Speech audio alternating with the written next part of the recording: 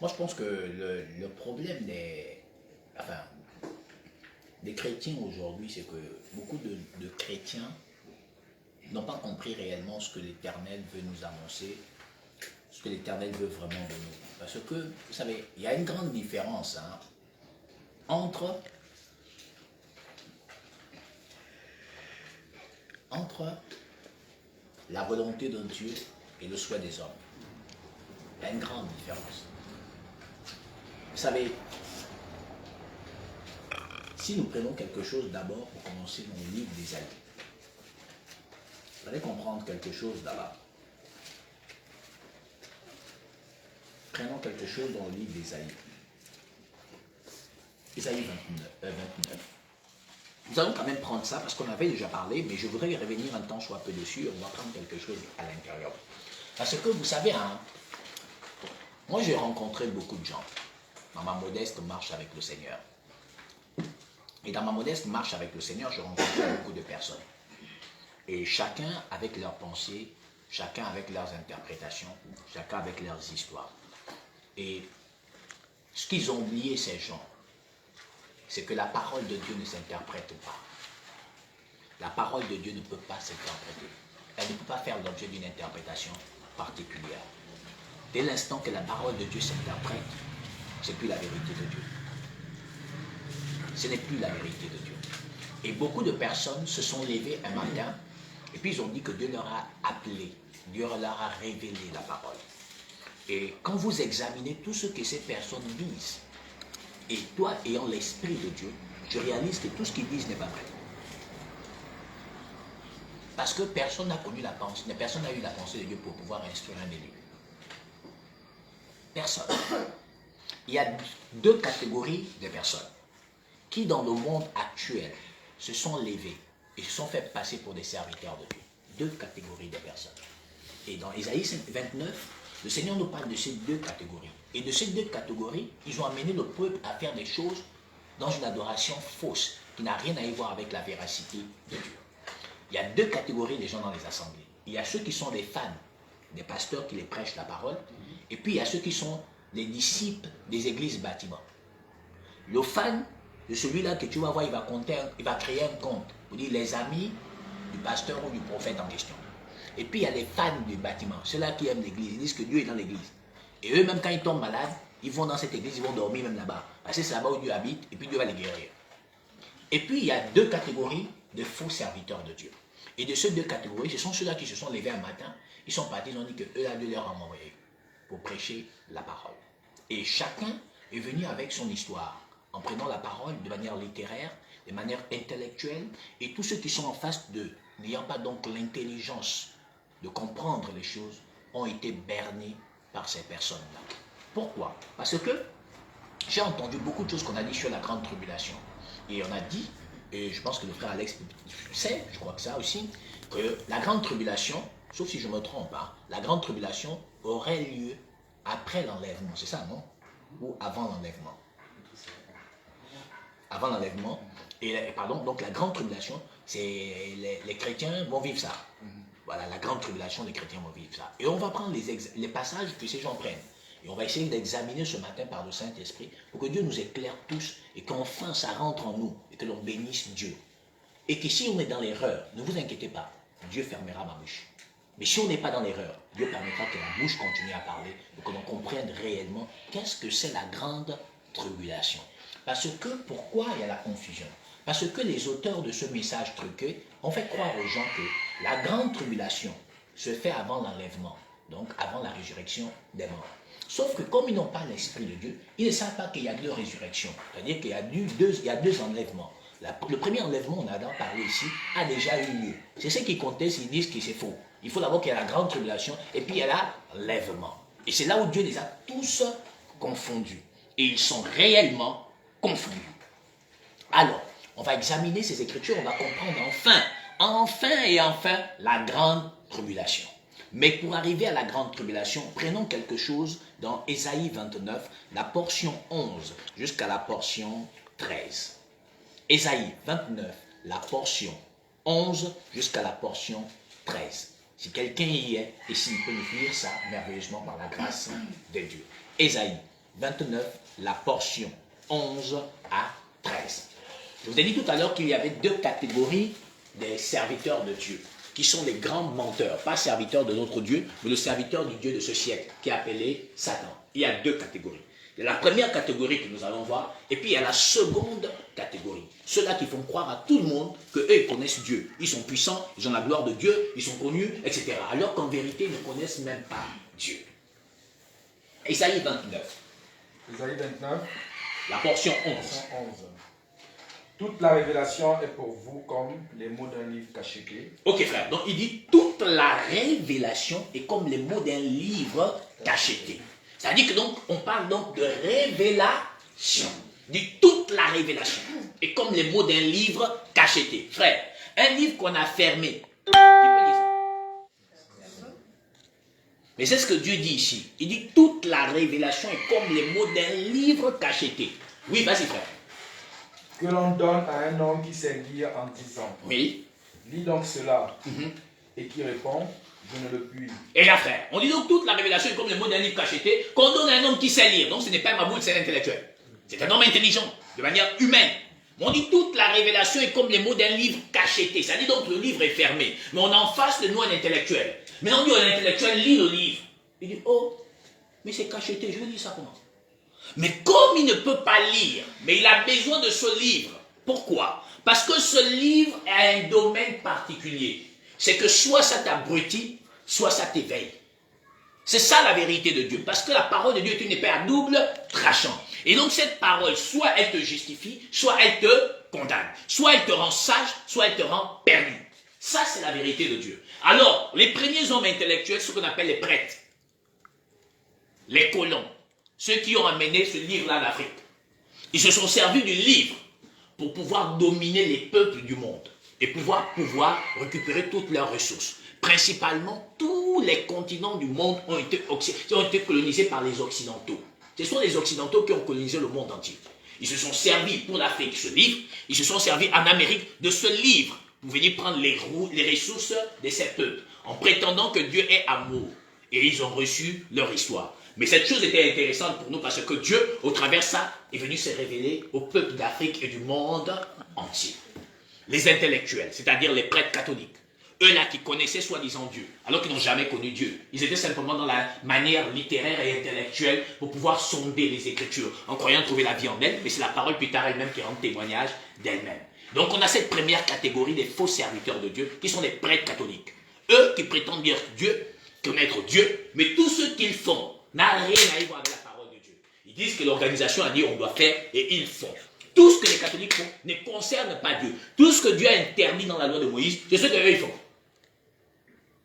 Tout ce que Dieu a interdit. Et on a la deuxième catégorie. Pour moi, elle est la plus dangereuse. Pourquoi? La suite, frère. Et qui répond, je ne le puis, car il est cacheté. Donc il ne peut pas, il est cacheté. Oui, frère. Ou comme un livre que l'on donne à un homme qui ne sait pas lire. Maintenant, le livre est là. C'est ouvert maintenant. On dit maintenant, toi, lis. En disant, oui. Lis donc cela. Oui. Et qui répond, je ne sais pas lire. Voilà, il dit donc, maintenant on dit lis. Mais il ne sait pas lire. Mais comment il va lire? Là, le livre n'est plus fermé, frère. Le livre est maintenant ouvert. On dit maintenant lis. Il dit, je ne sais pas lire. Vois-tu? Mais qu'est-ce qu'il faut faire? Mais bizarrement, si quelqu'un sait lire, c'est qu'il lira comme c'est écrit, non? Et il viendra dire, en fait, je lis, voici ce qui est écrit. Mais on se pose bien la question, que les pasteurs des écoles pastorales, là, qui sont sortis là-bas pour devenir des grands prêtres, des grands pasteurs du monde, là, mais s'ils savent lire, pourquoi ils ne relisent? Ça dit qu'ils ne relisent pas seulement à reproduire tout ce qui est écrit. C'est-à-dire, restons même de manière littéraire, de manière intelligente. Et qu'ils soient à lire, non? Bon, la parole dit, prenons l'exemple de ce qui est, tout le monde aime bien. La Bible, c'est écrit qu'il y avait 4 livres. Et la Bible là, ne concernait aucun pasteur. C'est écrit, mais pourquoi ils n'arrivent pas à reproduire simplement ce qui est écrit? C'est-à-dire qu'ils ne savent pas lire. Ici, lire, ce n'est pas physique, c'est spirituel. C'est-à-dire avoir l'esprit qui te donne l'intelligence de lire de manière spirituelle et pour donner exactement ce qui est dit ici. Parce que si c'était lire de manière intellectuelle, alors le diable allait donc avoir raison quand il a dit à Jésus, jette-toi parce qu'il est écrit que, c'est dans le psaume 91, c'est écrit qu'il leur donnera des ordres à ses anges de peur que ton pied note contre une pierre. Si donc c'était comme ça que les choses devaient être, Jésus devait donc se jeter. Mais Jésus lui dit, non, tu ne tenterais point le Seigneur, ton Dieu. Il dit, il est écrit aussi. Ça veut dire que donc ce que le diable disait, il n'avait pas donc ce qui était écrit aussi. Parce que écrit aussi ou ainsi parle l'Éternel, c'est-à-dire c'est une affaire de révélation. Ainsi parle l'Éternel, ainsi dit l'Éternel, l'ainsi dit.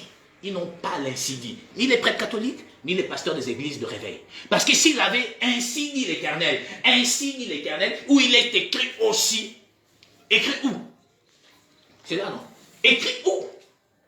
C'est écrit où? Il dit, il est aussi écrit où? Parce que si le diable a parcouru toutes les Écritures, c'est qu'il ne devait même pas venir vers le Seigneur, parce qu'il aurait compris que Jésus devait donner la même une autre réponse. Mais pourtant, il a parcouru la lettre, il est venu tenter Jésus, et Jésus a dit, non, mon ami, l'homme ne vivra pas seulement de pain, mais de toute parole qui vient de Dieu. Si donc le diable savait que Jésus devait lui répondre comme ça, il ne l'aurait jamais tenté. Si le diable savait que Jésus ne devait jamais se jeter, il ne l'aurait jamais tenté. Si le diable savait que Jésus ne devait jamais se prosterner, il ne l'aurait jamais tenté. Mais comme il n'a pas la connaissance des événements futurs, alors lui, il essaye de t'amener dans le péché, afin de triompher de toi. Mais parce que s'il connaissait les événements futurs, frère, sœur, jamais il n'aurait permis que Jésus-Christ aille mourir sur la croix. Parce qu'il devait savoir que le gars devait ressusciter et la gloire devait descendre sur le peuple. Crois-moi. Ça veut dire que donc il n'a pas les événements futurs. Croyez-moi. Tout ce que les gens racontent, ce n'est pas la vérité. C'est de la flatterie du cœur de l'homme. C'est de la flatterie de l'espoir social. C'est de la flatterie de l'espoir humain. C'est de la flatterie de l'espoir matériel et financier. Si le diable connaissait le projet de Dieu, croyez-moi, il n'aurait jamais tenté Adam et Ève. Jamais. S'il connaissait le projet de Dieu, Dieu dit, je connais le projet que je formais pour vous, un projet de paix et non de malheur, pour vous donner un avenir et une espérance. Jésus dit, j'ai le pouvoir de donner ma vie, j'ai le pouvoir de la reprendre, personne ne me l'ôte. Ça veut dire que donc si le diable avait le pouvoir d'empêcher Jésus de mourir, il l'aurait fait. Il dit à Jésus que ne sais-tu pas que j'ai le pouvoir de te retenir et j'ai le pouvoir de te relâcher. Jésus lui dit, tu n'aurais sur moi aucun pouvoir. Donc la révélation de la parole n'est pas donnée de manière littéraire, n'est pas donnée de manière pédagogique, comme on voit dans les écoles pastorales ou dans les écoles théologiques. Parce que nous ne pouvons pas étudier Dieu. Dieu se révèle à l'homme. Quand Dieu parle à un homme, il se révèle à cet homme.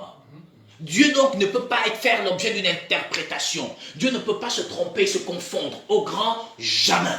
Donc si Dieu a dit que la tribulation ne serait de manière comme ça, nous devons trouver où Dieu doit attester ce qu'il a dit.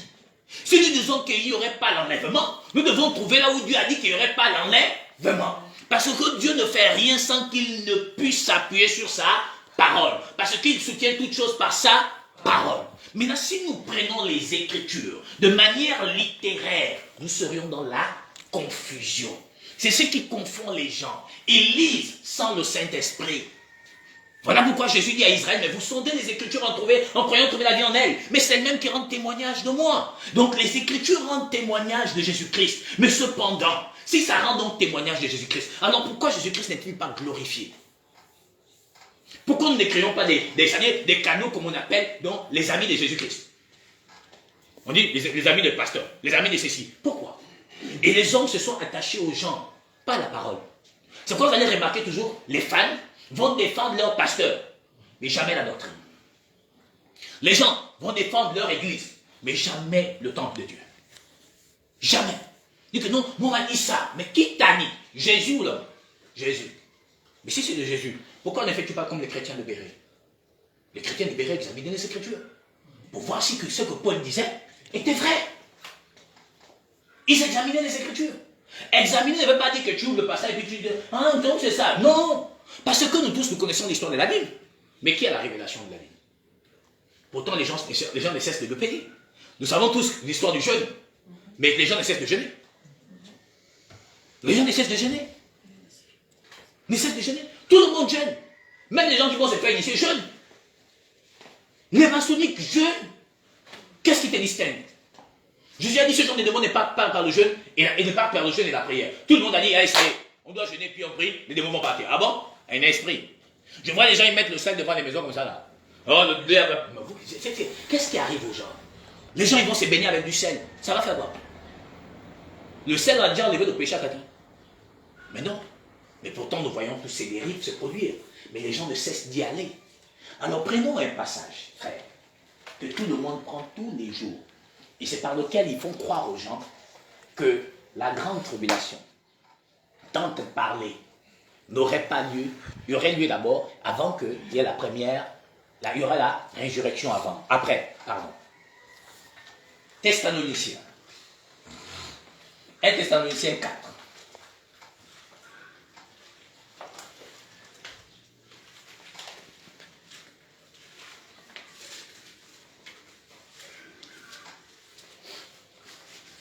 « 1 Thessaloniciens 4.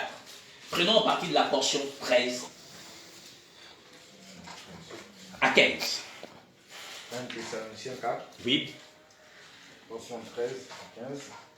Nous ne voulons pas, frères, Oui. que vous soyez dans l'ignorance. Arrête-toi là, bien-aimé Franck. Il dit, nous ne voulons pas, frère, que vous soyez dans l'ignorance. Et vous allez regardez, vous allez voir où Dieu les a tous confondus. Continue, bien-aimé frère. Nous ne voulons pas, frères, que vous soyez dans l'ignorance au sujet de ceux qui dorment. Au sujet de ceux qui dorment.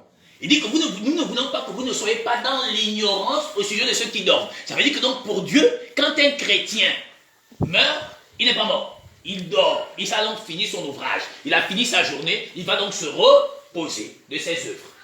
Mais il dit que nous ne voulons pas que vous soyez dans une ignorance. Celle-là que nous ne devons pas savoir ou devraient savoir que ceux qui dorment ont quelque chose de particulier. Et ceux qui sont aussi vivants ont quelque chose de particulier. Continuez, mes frères. Afin que vous ne vous affligez pas comme les autres qui n'ont point d'espérance. Ça veut dire que donc Paul ici par l'Esprit dit, pour ne pas que vous soyez affligés, comme ceux qui n'ont pas d'expérience, je vais vous expliquer en fait l'histoire des gens qui dorment et l'histoire des gens qui sont vivants. Continuez bien mes frères. Car si nous croyons que Jésus est mort et qu'il est ressuscité, Amen. Croyons aussi que Dieu ramènera par Jésus et avec lui ceux qui sont morts. Et on croit donc que Jésus, qui est mort et qui a ressuscité, Dieu ramènera aussi par Jésus là également ceux qui sont aussi morts. Oui. Continue frère. Voici en effet ce que nous vous déclarons d'après la parole du Seigneur. Nous les vivants, restés pour l'avènement du Seigneur, nous ne dévancerons pas ceux qui sont morts. On s'arrête là. Il dit, voilà ce que donc dit la parole, donc le Seigneur. Que nous les vivants, nous ne devancerons pas ceux qui sont morts. C'est ce qu'il dit, non frère. Il dit, nous les vivants. Moi, je vous pose la question. Quand Paul est en train d'écrire par l'Esprit là, il est vivant ou il est mort?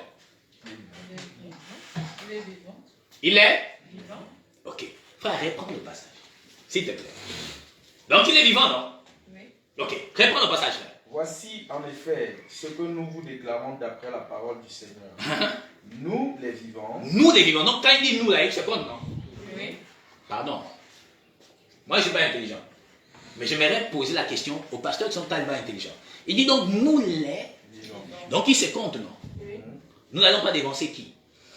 Ceux qui sont morts. Donc ceux qui sont morts. Quand Paul écrit là, pour lui, il est convaincu que donc le Seigneur va arriver à cet instant. Ou dans les jours à venir. Et quand le Seigneur viendra, sinon il sera toujours vivant. Pas si on se comprend. Il dit, nous les vivants, nous ne dévancerons pas ceux qui sont morts. Ça veut dire que donc Paul ici, par l'Esprit, dit, moi étant vivant là, le Seigneur va revenir, il va me trouver vivant. Bon, sauf si je ne suis pas intelligent, pardon. Je pense qu'il y a beaucoup de ces intellectuels autour de moi à cet instant. Il dit, nous les vivants. Ça veut dire que donc Paul, quand il parle là, pour lui, il est persuadé que dans les temps à venir, il serait toujours vivant quand le Seigneur va revenir. Mais il ne sait pas que le Seigneur ne reviendra pas qu'il serait trouvé vivant. Mais il serait trouvé où? Au repos. Je ne sais pas si on se comprend. C'est ce qu'il est en train de dire ici. Il dit, nous les vivants. Donc à cet instant que Paul parle par l'Esprit, il se positionne comme quelqu'un qui va vivre jusqu'au retour de Jésus-Christ. Mais il ne sait pas qu'il va mourir pour aller au repos. Et il ne sait pas qu'en fait le Seigneur ne reviendra pas à cet instant-là. Mais pourtant, quand il est en train de parler ici, il dit, nous les vivants. Et c'est là où Dieu les a tous confondus. Ils n'ont rien compris de la parole de Dieu. Et là où on va trouver ce que le Seigneur voulait dire. Il dit donc, nous les vivants, nous ne dévancerons pas les morts. Et là donc, Paul se positionne comme un vivant qui va vivre le retour de Jésus, étant vivant charnellement. C'est ce qu'il dit ici. Mais Paul est où? Il est mort. Il est en train de dormir. Alors, si on reste dans cette lecture, on va tous être perdus. C'est ce qu'il dit. Donc on va tous être perdus. Parce que ce que Paul dit ici, ça veut dire qu'à cet instant, Paul, dans sa perspective des choses, c'est que le retour de Jésus devait être imminent. Mais maintenant, Dieu lui dit, Tu ne connais pas le jour. J'ai dit aux autres, tes frères là, que je ne connais, ni personne ne connaît ni le jour, ni l'heure. Parle seulement. Et plus tard, ceux qui sont prédestinés comme toi, viendront aussi révéler les choses que toi tu es en train d'annoncer là. Les confondus, qui croyaient être intellectuels, dont le livre est scellé pour eux, ils disent qu'on ne connaît pas l'histoire. Et ceux qui sont pas sans intelligence, dont le livre est ouvert, ils aussi ne connaissent pas l'histoire. Mais comme ils prétendent me dire qu'ils connaissent, je vais les confondre sur le chemin. Et voilà ce que nous sommes en train de vivre. Tous sont confondus. Et ils font honorer le peuple de Dieu, des bouts de lèvres, mais le cœur était éloigné. La crainte que les gens ont n'est que des préceptes et des traditions humaines. Ça n'a rien à voir avec la révélation de la parole. Alors, frère, répondons le passage 15, le verset 15, s'il te plaît. Voici, en effet, ce que nous vous déclarons d'après la parole du Seigneur. Nous les vivants, restez pour l'avènement du Seigneur. Et tu comprends quoi? Il ajoute bien, restez pour l'avènement. Tu vois, frère, il dit donc restez pour l'avènement. Ça veut dire que donc Paul étant vivant, il dit, nous on est resté pour l'avènement, donc on attend le jour là. Mais il ne sait pas qu'il ne va pas vivre ça étant vivant. Il vivra ça et Dieu le ressuscitera. Termine, bien-aimé frère. Nous ne dévancerons pas ceux qui sont morts. Mais c'est clair qu'on va défoncer personne à l'avènement. Personne ne va être défoncé. Personne. Parce qu'en un clin d'œil, tac, tac, tac. Certainement, les choses se feront de manière magnifique. Prenons 1 Corinthiens 15, 22, frère. Écoutez. 1 Corinthiens 15, 22. Quelque chose là-bas. On va voir dans cette portion ce que Dieu peut nous révéler et pour nous bénir ce matin. À vous qui êtes en direct et vous qui êtes ici en ce matin avec moi. Oui, frère. 1 Corinthiens 15, 22. Oui, frère Bénévent Franck. Et comme tous meurent en Adam. Regardez encore la gloire de Dieu. Il dit comme tous meurent En Adam. Oui, frère. De même aussi tous revivront en Christ. De même aussi tous revivront En Christ. Oui, frère. Mais chacun en son rang. Arrête-toi là, bien-aimé. Il dit maintenant, il précise. Là-bas, il a dit, nous les vivants, restons pour l'avènement du Seigneur. Nous n'allons pas dévancer les morts. Mais Paul ne sait pas que pendant qu'il parle par l'esprit, il ne va pas vivre ça étant vivant dans la chair, mais il vivrait ça de temps depuis le repos. Maintenant, ici, 1 Corinthiens 15, la portion 22 dit, mais comme tous meurent en Adam, tous aussi vivront en Christ. Mais regarde ce qui est suit et qui est encore plus parfait. Oui, frère. Mais chacun en son rang. On dit, mais là, il précise. L'esprit précise, il dit, chacun en son rang. Ça veut dire que donc c'est vrai. Il y a un problème. Il dit, chacun en son rang. Il dit, tous on va ressusciter en Christ, mais chacun en son rang. Pourquoi il y a chacun en son rang? Parce qu'il y a deux résurrections. Il y a deux, frères. Deux résurrections. Regarde la suite. Christ comme prémisse. Arrête-toi là. Il dit maintenant, Christ comme... S'il dit chacun en son rang, frère, c'est qu'il y a, donc il y a deux positions. Je ne sais pas si on se comprend. Il dit chacun en son rang. Il dit, mais il précise maintenant, Christ comme... Prémisse. C'est quoi la prémisse, frère? Ce sont les premiers fruits d'un arbre, les premiers fruits du sol, les premiers fruits des brebis, frère. Pardon, c'est pas ça. Ça veut dire que donc il y a eu une première résurrection, Christ comme prémisse. Mais le sol a produit quoi, Christ? 144 000 personnes. Ça veut dire que donc il y a eu la première résurrection, les premières prémices de la terre, ce que la terre a donné, ce qui dormait d'entre les morts, ce qui était dans l'ombre de la mort. Et donc Christ est allé ressusciter auquel il disait j'ai soif. Et donc il l'a absorbé. Pourquoi on conteste cette vérité, frère? C'est écrit. Ou bien c'est écrit. C'est pas clair. C'est là. Il dit chacun en son rang. Et dans la suite, frère. Christ comme prémisse, puis ceux qui appartiennent à Christ lors de son avènement. Frère, est-ce que ce n'est pas clair là? Est-ce que ce n'est pas clair? Alléluia. Il dit Christ d'abord comme prémisse et ceux qui sont en Christ. Mais donc il y a deux frères. Il y a les prémices qui sont parties. C'est dont le seul a produit 144 000. Tel que Apocalypse 14, 14 on dit, et on a dit de moissonner, car la terre était, le fruit de la terre était mûr. Et il y a la seconde, dont lui-même ne se chargera pas, et donc Matthieu 24, 31 dit, il enverrait ses anges pour rassembler ses élus. Au son de la voix d'un archange. Lis-nous ça, frère. Matthieu 24, 31.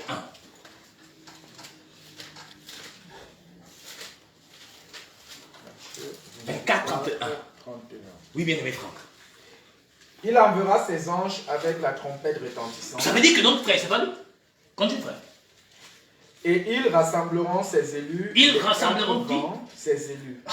D'où? Des 4 vents. Frère, donc ce n'est pas lui qui moissonne. Mais Apocalypse 14, 14 dit, il moissonne avec la fossile. Ça veut dire que donc il y a 2 moissonneurs. Toutefois, c'est toujours lui-même. Ça veut dire que donc il y a 2 résurrections, frère. Mais pourquoi on nous conteste alors que l'évidence est là? Ça dit, est-ce que tu sais lire? Oui, mais révèle donc. Révèle. En ce moment, c'est la nuit. Tu vois, frère Franck, c'est clair, frère Alex. C'est clair. Donc, la seconde, c'est les anges qui viennent moissonner. La première, Apocalypse 14, 14, ça dit, c'est lui qui lance la fossile pour c'est-à-dire moissonner ce qui est déjà mûr. Mais Paul nous a dit là-bas dans 1 Corinthiens 15, 22, il dit, mais comme chacun est mort en Adam, on ressuscitera à Christ, etc. Et Christ comme prémisse. Et puis ceux qui sont en Christ. Donc, il parle de 2 choses bien claires et bien distinctes. Maintenant, je vous pose la question, pourquoi donc on conteste le fait qu'il y a eu la première résurrection, alors que les Écritures parlent par elles-mêmes? Amen. Amen. Mais c'est parfait, non?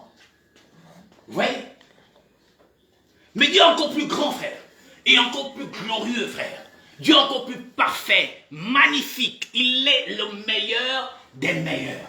Allons-y chercher cette affaire de grande tribulation dont nous parle Matthieu 24, dont tu y es déjà. Je crois que c'est là-bas, non? Mais regarde, les gars, ils viennent devant l'agneau. Ils sont quelque part comme ça, entre eux, entre copains, entre amis et tout ça. Ils dialoguent un peu entre eux. Ils sont en train de discuter, et puis là, les gars lui disent, mais tiens, tu as vu toutes les grandes constructions qu'il y a là? Ils lui font remarquer le temple. Et puis il leur dit, mais il ne restera pas pierre sur cette pierre qui ne soit détruite. C'est détruit. Ou bien? Il leur annonce un peu tout ce qui va arriver, tout ce qu'ils vont vivre, etc. Mais on va aller chercher ce passage-là. C'est 21, non, frère? Matthieu 24, 21. Car alors la détresse... Oui, c'est ça, non, frère? Oui, frère. Non. On commence au verset 20, frère. Vas-y, frère. Priez pour que votre fuite n'arrive pas en hiver, ni un jour de sabbat. Car alors, la détresse sera si grande qu'il n'y en a point eu de pareil depuis le commencement du monde jusqu'à présent. Il dit que la détresse serait si grande qu'il n'y a jamais eu de pareil depuis le commencement du monde jusqu'à présent. Bon, s'il vous plaît, vous qui allez à l'université, le frère va reprendre la phrase. Vous qui allez à l'université, expliquez-nous ça. Vous qui êtes aussi à l'université, expliquez-nous vous-même ça. Il dit, la détresse serait si grande qu'il n'y a jamais eu pareil depuis la création, depuis la fondation du monde. C'est ce qui est écrit, non, frère? Sauf si je me trompe. C'est ce qui est écrit, non? Oui. Bon, frère, faisons comme on va à l'école. Phrase par phrase. Car alors, la détresse sera si grande que la détresse serait si grande qu'il n'y en a point eu de pareil depuis le commencement. Donc il n'y en a point eu pareil. Ça veut dire que donc il n'y a jamais eu une situation comme ça depuis que le monde fut créé. Mais alors, il dit qu'il n'y a jamais eu une situation pareille depuis que l'on a créé le monde. Mais la phrase suivante dit, et qu'il n'y en aura jamais. Qu'est-ce que ça veut dire qu'il n'y en aura jamais? Ça dit quoi? Il n'y aura qu'une seule fois. Une seule fois. Une seule tribulation. Je ne sais pas si on se comprend. C'est vrai qu'il a dit non? Donc là, les étudiants ont répondu, le bien-aimé Franck aussi, qui maîtrise ces choses-là aussi, a répondu. Ça veut dire qu'il dit qu'il y aurait ça qu'une seule fois et qu'il n'y en aurait plus jamais. Mais regarde, frère, la suite est encore plus glorieuse. Qu'est-ce que dit la suite? Et si ces jours n'étaient... Il dit, et si ces jours... Frère, bénissons Dieu. Il dit, et si ces jours, oui, n'étaient quoi? Abrégés. N'étaient pas abrégés. Pardon, vous qui êtes des étudiants, quand on abrège quelque chose, ça veut dire quoi? Qu'on stoppe ça. Il dit, si ces jours n'étaient pas abrégés, la suite, frère. N'étaient pas abrégés, personne ne serait sauvé. Mais à cause de qui on abrège? Mais à cause des élus. Frère, on dit à cause qui, des frères? Des élus. Frère, ça veut dire que donc la grande tribulation, il y a des gens qui l'ont vécu pour que toi et moi, on prêche l'évangile aujourd'hui. C'est pas écrit. Il dit que c'est à cause des élus que Dieu va abréger ça. Ça veut dire que donc il y a des gens qui ont vécu la grande tribulation pour que nous soyons dans la grâce. Amen. Mais qu'on ne me dise pas qu'on va, je ne sais pas qui va vivre ça. C'est écrit. Il dit que donc à cause des élus, il va abréger les tribulations. Prends-nous Hébreux 11, frère. On va voir qui a vécu ça.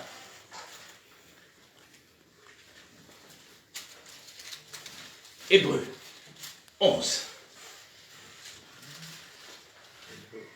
Oui, bien aimé frère. C'est le bien aimé frère qui nous fait malheureusement sa lecture aujourd'hui, par la grâce de Dieu. Que Dieu te bénisse, frère. Amen. Hébreux 11. La portion 37, frère, pardon. Hébreux 11, 37. Hébreux 11, 37. Donc, la parole dit. Ils furent lapidés. On s'arrête là. Il fut quoi? Lapidés. Qui? Étienne. Continue, frère. Sciés. Ah! On a scié qui? Les apôtres. Torturés. On a torturé qui, frère? Les apôtres. Ils moururent tués par l'épée. On a tué qui? Les apôtres. Ils allèrent ça et là, Où, frère? vêtus de peau de brebis, Comment ils de s'habillaient? chèvre, dénués de tout, persécutés, maltraités, eux dont le monde n'était pas digne, errant dans les déserts et les montagnes. Ok, enfin, regarde. Oh Dieu, tu es bon. Ils vont se fâcher, ces pasteurs. Mais on va vous rétablir dans l'autre.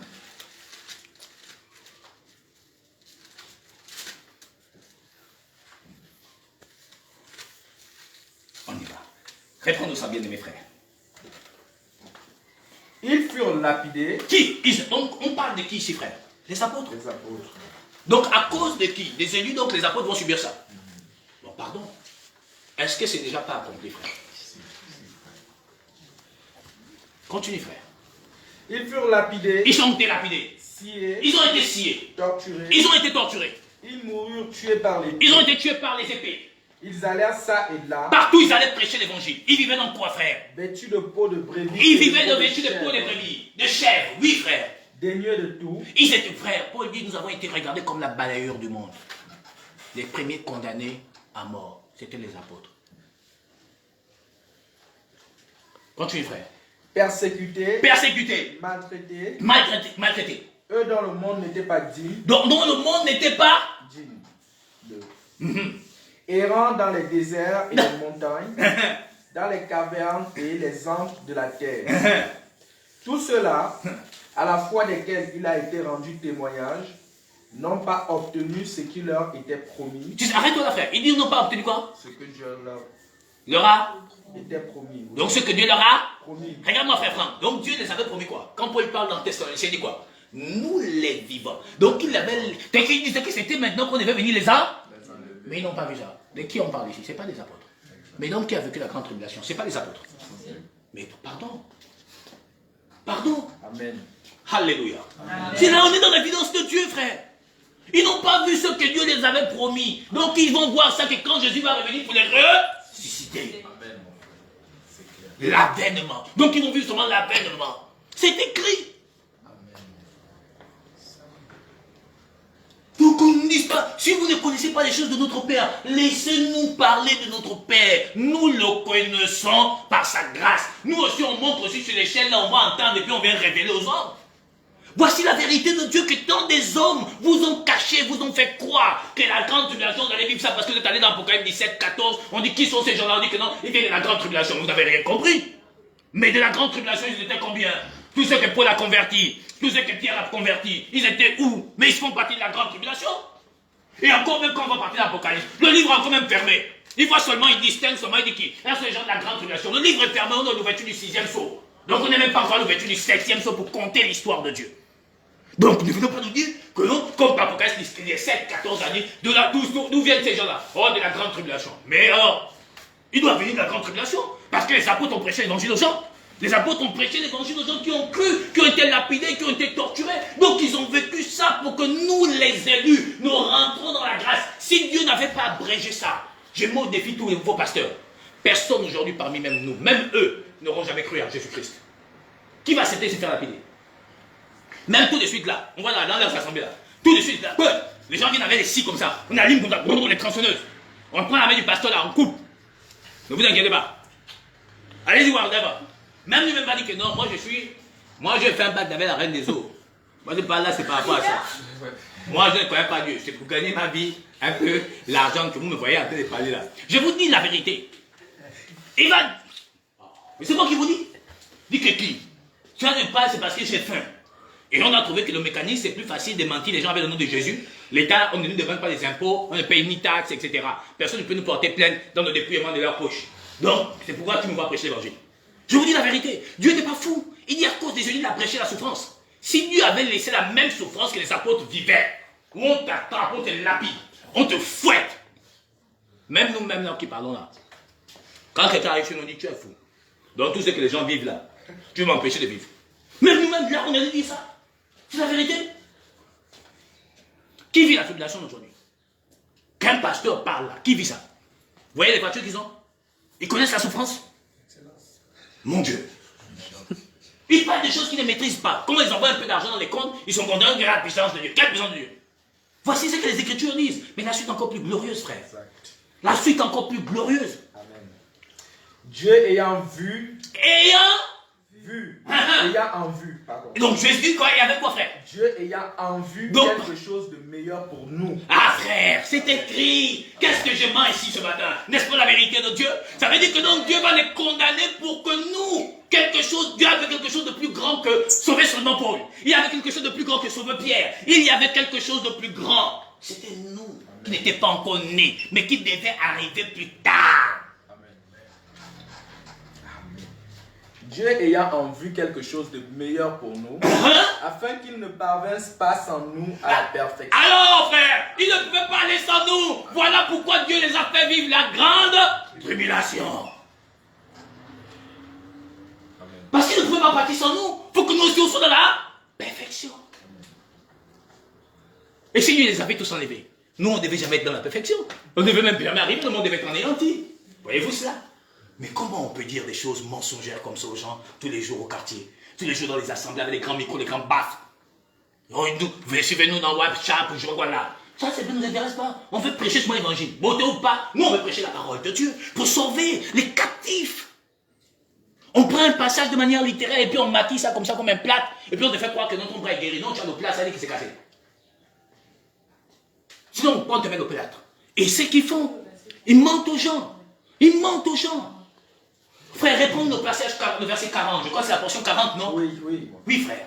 Dieu ayant en vue quelque chose de meilleur pour nous. Donc Dieu ayant en vue quelque chose de meilleur pour vous que de sauver Abraham, Paul seul, ou Pierre ou Jacques.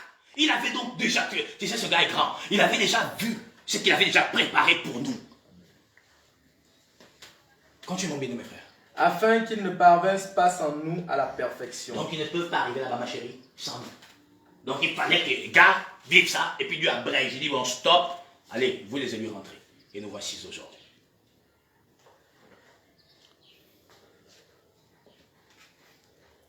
Nous voici aujourd'hui. Donc, pardon. Moi, je suis l'homme le plus heureux du monde. Je pense que j'ai réussi quelque chose qu'elle n'avait jamais imaginé vivre. Donc, enlevez-moi tout. Mais ne m'enlevez pas seulement Jésus, parce que vous pouvez enlever ça. Il a dit à Marc, tu t'agites pour beaucoup. Marie a choisi la part qui ne serait point ôtée. Moi et nous tous, on a choisi ça. On ne va jamais nous enlever ça. On met le couteau. On n'enlevez pas. On coupe. Vous n'enlevez pas. C'est en nous. Même si vous me brûlez, vous n'enlevez pas. L'homme ne vivra pas seulement de pain, frère, sans prendre, mais d'autres paroles qui viennent de Dieu. Amen. Voilà la grande.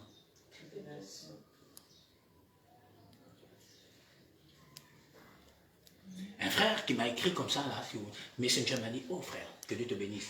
Ils vont dire que tu es fou, mais moi j'ai dit que Dieu soit glorifié. Ils vont dire que nous sommes fous, mais nous savons que Dieu est glorifié. Amen. Les Écritures parlent par elles-mêmes. Elles se sont attestées et accordées.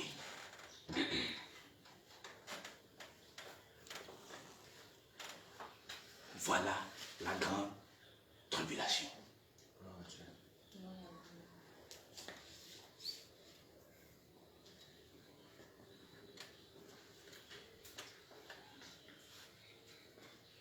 Dieu est grand. Il est grand et vraiment c'est le meilleur des meilleurs. C'est le meilleur des meilleurs. C'est le meilleur des meilleurs. Il n'y a pas meilleur que lui. Il n'y a pas meilleur que notre Seigneur. Il n'y en a pas meilleur. Je voulais vous enseigner ça pour que chacun d'entre vous ait connaissance de la vérité, que l'on vous voile dans les assemblées du monde, que l'on vous cache sur la grande tribulation. Je voulais vous révéler ce mystère, afin qu'en sortant d'ici, et vous qui êtes en direct, vous soyez en même de dire, frère, stop, sœur, stop. Voilà ce que disent les Écritures.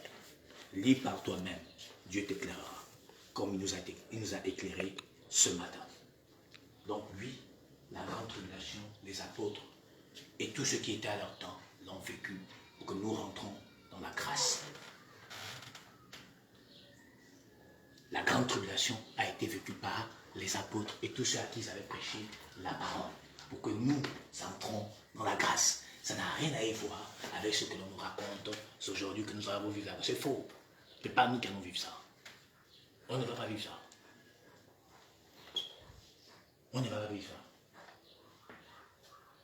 Et ce que les gens ignorent. Et tu sais, les gens ils croient qu'ils sont plus sages que Dieu. Non.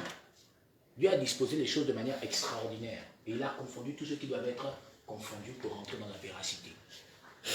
Pas parce que nous avons dit que non, Apocalypse 17, 7, 14 a dit, où viennent ces gens-là? Mais bien sûr qu'ils viennent de la grande tribulation, ils vont venir d'où? Ils ont lavé leur corps dans leur robe dans le sang de l'agneau. C'est clair. C'est le symbole de l'esprit en nous.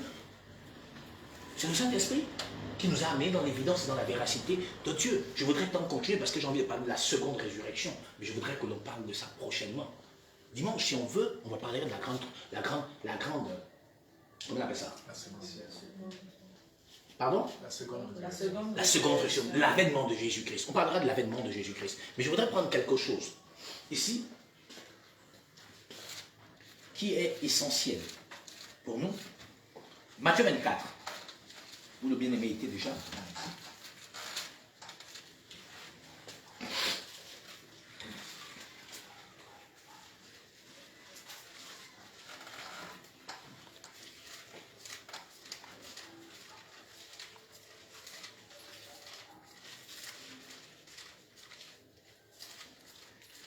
Prends-nous Matthieu 24, la portion 30. 30. Matthieu 24.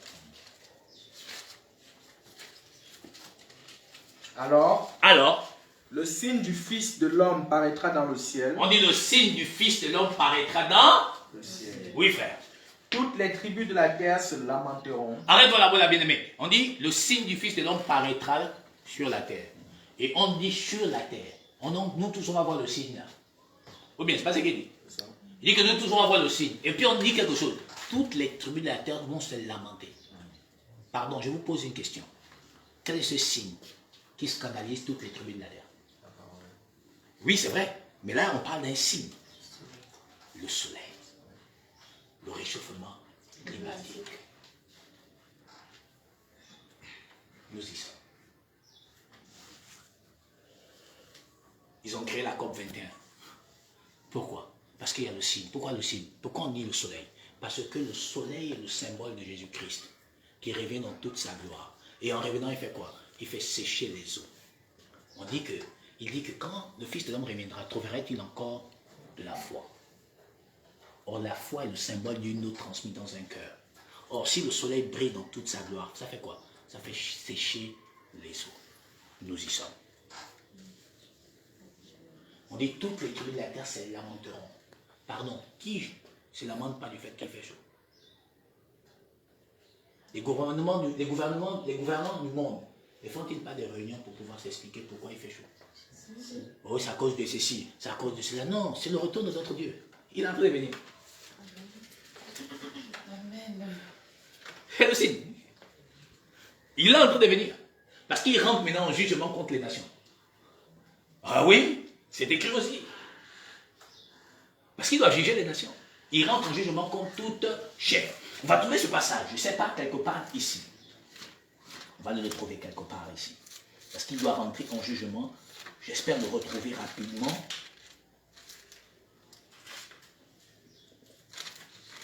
contre toute chair. On en parlera même le dimanche prochain de ça, si on ne le retrouve pas ici.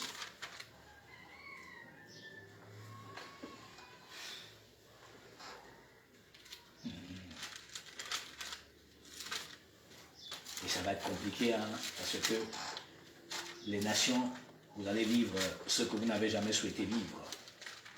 Parce que l'Éternel rentre en jugement contre vous. On en parlera dimanche.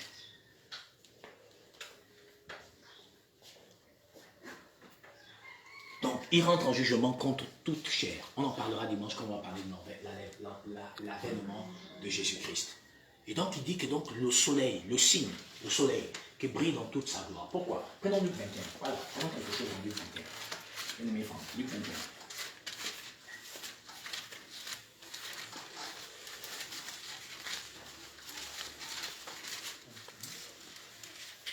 Luc 21.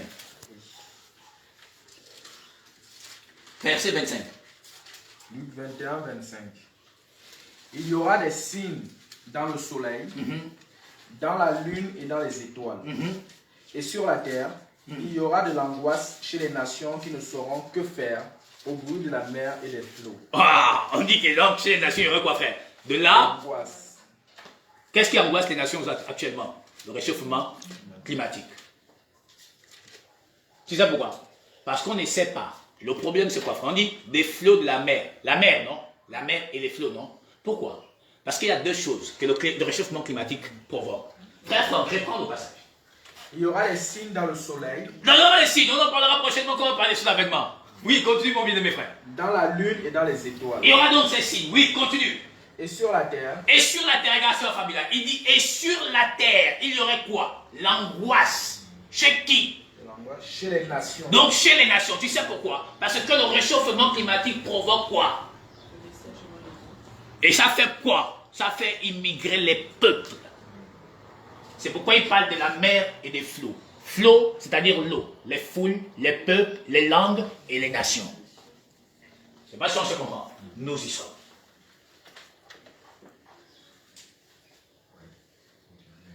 Ah là, nous y sommes. C'est-à-dire que l'immigration est là partout. Les gens paniquent maintenant. Parce que tout le monde cherche là où il y a l'eau, là où il y a la nourriture, là où il y a tout. Mais la sécheresse est en train d'envahir le monde. Le retour de notre Seigneur Jésus-Christ.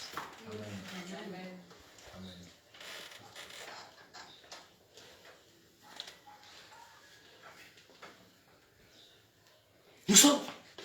C'est ça qui les fait peur. Que toutes les durées l'immigration, c'est ça qui fait peur, maman. Les eaux sèchent en Afrique. On fait quoi? On va chercher les blancs où il y a l'eau. Ah, mais ça devient compliqué. Et les blancs paniquent. C'est ce qu'il dit. Il y aura de l'angoisse chez les nations qui ne sauront que faire au flot de la mer et des eaux et des fleuves. Et quoi ça? Et des flots. C'est-à-dire que donc les eaux, les foules, les peuples, les langues, les nations, ils vont se téléporter partout. Et les blancs paniquent. Le monde entier panique. Mais comment? Ils vont aller où? Ils vont aller où? On ne veut pas, on a déjà assez. On n'a pas assez de nourriture. On n'a pas assez de réserves. C'est ça que vous voyez là. La COP 21, c'est pour trouver des mécanismes qui vont faire en sorte que chaque pays, chaque nationalité, chaque pays ne part pas de chez eux. Ils doivent rester chez eux. Non, on ne peut pas. Le soleil sèche tout. Jésus est en train de revenir. Il est en train d'arriver. On parlera dimanche quand il va passer le deuxième ciel. Et puis on verra ce qui va se passer par la suite. Nous y sommes. Voilà l'un des signes qui annonce le retour de Jésus-Christ. Expliquez d'abord toutes ces choses et puis parlons de l'avènement plus tard. Mais ne venez pas nous chanter autre chose. Je ne sais pas si on s'est compris, frère. Amen.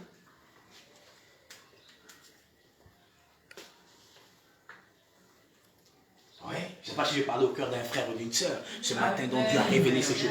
Oui, on y est là. Il dit qu'il y aurait de l'angoisse, on est dans l'angoisse. On ne sait pas, ils vont aller où tous les Africains, ils vont aller où tous les Chinois, ils vont aller où? Mais Dieu dit, vous allez vous tuer en vous-même même.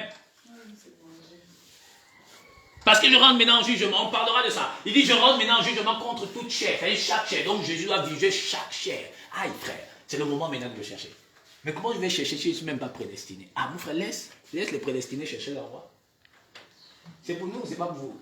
Il dit l'esprit de vérité que le monde ne connaît pas. Ils ne le connaissent même pas. Pour eux, ils ne savent même pas qu'il y a le Saint-Esprit. Pour eux, c'est le mensonge, c'est la folie des gens. Non, il y a le Saint-Esprit. Sinon, comment on comprend ces choses-là? Vous voyez? On est. Il dit, les nations seront dans la panique. Avant le signe Le signe. Il dit, voici le signe du Fils de l'homme, donc le signe de son retour. Après, on nous verra dans sa gloire. Oh, mon frère, on est. Et toi, tu penses à autre chose. Tu penses d'abord à Tom Cruise, à la Brad Pitt. Non, on pense à Jésus-Christ. Oh non, je pense à Naomi. Non, ne pense plus à Naomi Campbell. Pense à Jésus-Christ. Voilà les choses. Non, je vais aller pour prendre un verre. Mais le jour que tu vas aller prendre le verre là, c'est même le jour peut-être que là, tu vas seulement voir le feu en train d'arriver. Donc, on est déjà dans ce moment-là. Moi, j'aime souvent les gens là. Il y a des gens qui souvent, ils font des songes. Hein. Tu te donnes un songe au feu, tu as vu que le feu, machin. Mais oui, mais après, quand tu as vu le feu là, est-ce que tu as même réfléchi que le matin, maintenant, il faut que je cherche le type là? Parce qu'il te montre déjà ce qui va arriver. Il te montre. Maintenant, quand tu sais, vous savez, dans le songe, hein, on est des grands pleurants, sœur Fabiola. Quand tu fais un songe où on te persécute, tu sens que, oh, tu as même vu les sorties du songe. Mais tu ne peux pas. Quand tu sors du songe, pendant les secondes, tu es dans la peur, non? Quand tu reprends tes esprits, oh, tu passes à autre chose. Mais c'est comme ça, les gens, ils font des choses, non? N'est-ce pas? C'est comme ça, ils font des choses, tu vois. Alors qu'on ne devrait pas faire ça. Au contraire, ce que tu as vu là, c'est ce qui va arriver. Parce qu'il y a le songe et la vision. C'est des choses qui s'accomplissent. Les rêves, ce sont des choses, les gens, ils sont restés là toute la journée, ils arrivent, qu'ils devaient avoir l'argent, ils dorment, ils voient son lit, il aurait l'argent. Tu n'aurais pas l'argent. Les songes naissent d'habitude de nos occupations. Si tu as pensé toute la journée ou toute la semaine, tout un mois, tu pensais que tu devais avoir l'argent de ton nom, tu dors comme ça, tu vois qu'il a fait te donner l'argent, alors c'est le mensonge. Mais le songe, quand ça vient de Dieu, ça s'accomplit. La vision, si elle vient de Dieu, elle s'accomplira. Et nous y sommes. Donc je voulais vous enseigner ça ce matin. Pour que vous soyez édifiés merveilleusement, instruits, et que vous soyez en même d'aller partager, enseigner et révéler ces choses aux hommes du monde. Et dire Jésus-Christ revient, il est vivant. Voici la vérité sur la grande tribulation. Voilà le signe qui annonce son retour, ou les signes qui annoncent son retour dans la gloire et dans la bonté et dans la magnificence. Amen. Amen. Alors que Dieu vous bénisse dans le précieux nom de Jésus-Christ. Nous allons nous retrouver ce dimanche, samedi. Nous allons nous retrouver pour un grand moment de prière. Moi-même, je prierai pour toutes les personnes qui seront là, moi-même en personne. Et dimanche prochain, nous serions ensemble et nous allons parler certainement de l'avènement, ou peut-être de la chute de Lucifer, pour que les gens comprennent que Satan n'est pas l'adversaire de Dieu, c'est un perdu égaré. Il n'a aucune autorité ni aucun pouvoir. Il n'est ni riche ni puissant, il n'est rien du tout, mais les hommes vous font croire qu'il est quelque chose. Donc, on verra selon que Dieu nous conduira dans son amour. Mais demain, dès 18h30, je serai en direct sur la page pour parler d'autre chose selon que l'Esprit nous révélera sa pensée et sa gloire. Soyez tous bénis au nom de Jésus-Christ. À demain dès 18h30.